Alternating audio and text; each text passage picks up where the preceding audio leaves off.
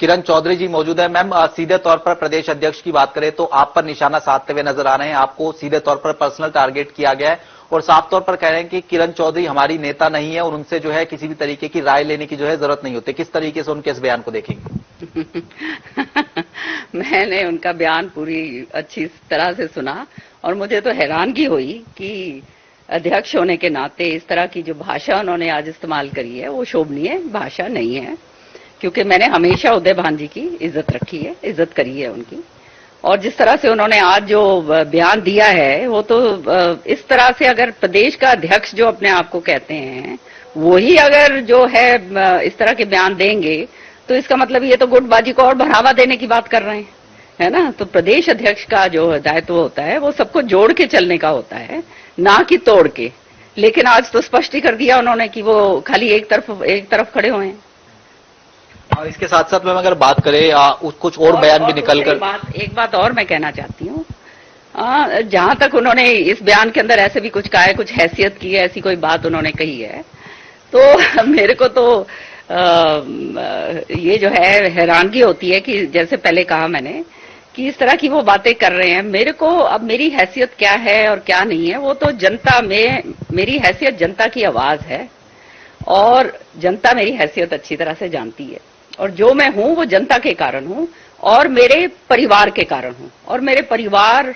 और मेरी हैसियत के बारे में सारी जनता अच्छी तरह से जानती है और बाकियों के बारे में क्या कहा जाए, उनके बारे में भी अच्छी तरह से जनता जानती है। तो मैं छोटी ओछी टिप्पणियां करने में मैं विश्वास नहीं रखती। मैम, कुछ और जो बयान इस पूरी प्रेस कॉन्फ्रेंस के दौरान देखने को मिलते हुए नजर आए, उन्होंने कहा कि जो एक बात करें कि चुनाव की जो टिकट वितरण की प्रणाली होती है उस पर भी कहीं ना कहीं सवाल उठते हुए पिछले दिनों नजर आए थे। वो कह रहे हैं कि ये बड़ौदा की बात करें, इलाहाबाद की बात करें, उसमें भी जो है किसी तरीके से आपको जो है शामिल नहीं किया गया था टिकट वितरण की अगर संदर्भ में हम बात करते हैं तो इसको किस तरीके से देखें? देखिए, उदय भान जी को अध्यक्ष इसलिए बनाया गया था कि संगठन को जो है एकजुट करके आगे चलाएं, लेकिन जो इस तरह के जो कायवाद ये बार बार बोलते आ रहे हैं उससे तो स्पष्ट होता है कि वो नहीं हो रहा है और वो उनकी नियत इस के प्रति नहीं है। और जहां तक ये प्रक्रिया की बात है, उदय भान जी नहीं जानते हैं शायद, क्योंकि अभी अध्यक्ष बने हैं और ये पहले कभी प्रक्रिया में शामिल भी नहीं हो पाए हैं क्योंकि उस लेवल के नहीं थे। इसलिए जो है इन्हें मालूम नहीं है कि बड़ौदा उपचुनाव हो या आपका इसका इलाहाबाद का चुनाव हो या हमारे जींद का जो चुनाव था, पहले एआईसीसी के अंदर सारे नेताओं को बुलाकर उसके अंदर जो है सबको बैठ के उनके साथ चर्चा करी जाती थी, उनकी इनपुट्स ली जाती हैं। देखो, हर एक आदमी अपनी इनपुट देता है कि किसका क्या है, क्या नहीं है, क्या है, सर्वे होता है, वो डिस्कस होता है और जो पार्टी का जो चयन जिसको जो मतलब जो कैंडिडेट जो बन के आता है वो हाई कमांड के ऊपर छोड़ा जाता है, हाई कमांड देता है, उसमें हमारा कोई लेना देना नहीं होता। लेकिन जो है एक प्रक्रिया होती है, उस प्रक्रिया के तहत शायद उदय भान जी को बताया नहीं गया होगा, इलाहाबाद में भी ये हुआ था, बड़ौदा में भी ये हुआ था और जो है इधर भी हुआ था। मैं हूं, चाहे रणदीप सुरजेवाला जी हो, चाहे शैलजा जी हो, चाहे अजय यादव जी हो, हम चारों को बुला के जो है ये बात पूछी गई थी, इनपुट्स ली गई थी। तो ये पहली बार हुआ है कि ये जब से ये अध्यक्ष बने हैं इन्होंने तो कोई ऐसी कार्रवाई करी नहीं। इसके साथ साथ मैम बात करें तो पिछले दिनों कुमारी शैलजा ने भी जनता टीवी से खास बातचीत की थी और उन्होंने भी कहा कि जो पार्टी है वो कहीं ना कहीं सीमित हो गई है और जो पिता पुत्र है वही कहीं ना कहीं जो अब देखने को मिलते हुए नजर आते हैं। इसके साथ साथ उन्होंने कहा कि सबको साथ लेकर चलने की कहीं ना कहीं जरूरत है। इस बयान को किस तरीके से देखेंगे? मैं उनके बयान से पूरी तरह से सहमत हूं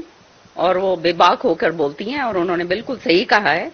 क्योंकि पार्टी के अंदर अगर पार्टी को आगे बढ़ावा देना है तो सबको मिलाकर चलना पड़ेगा, सारे मिलकर चलेंगे तभी कांग्रेस आगे बढ़ेगी। खाली एक फैक्शन को या गुटबाजी को आप अगर हवा दोगे, खाली एक तरफा काम करोगे, तब तो वो आगे पार्टी नहीं बढ़ सकती, किसी भी हालत में नहीं बढ़ सकती। फिर तो आपकी एक निजी पार्टी बन के रह जाएगी, जैसे चौटाला जी हैं या ये आईएनएलडी होगी या जेजेपी जैसे पार्टी है या अन्य और वो छोटी मोटी पार्टियां जो हैं हरियाणा के अंदर, उनकी तरह आप रह जाओगे। तो ये कांग्रेस के अंदर शुरू से ये प्रथा रही है कि जितने भी सीनियर लोग होते हैं सबको बुलाया जाता है। और मैं आपको एक बात और बताना चाहती हूँ,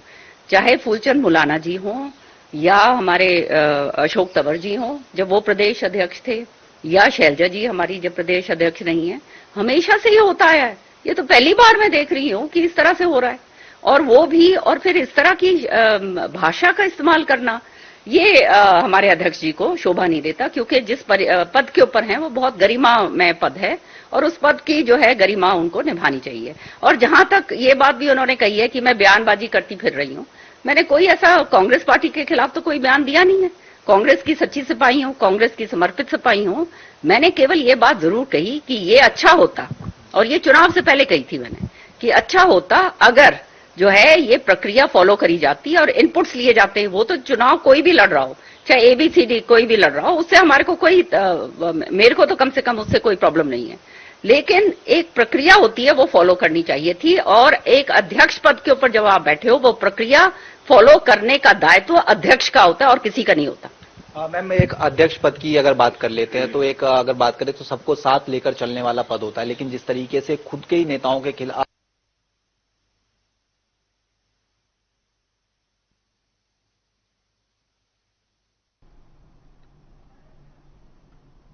तो कांग्रेस नेता किरण चौधरी को आपने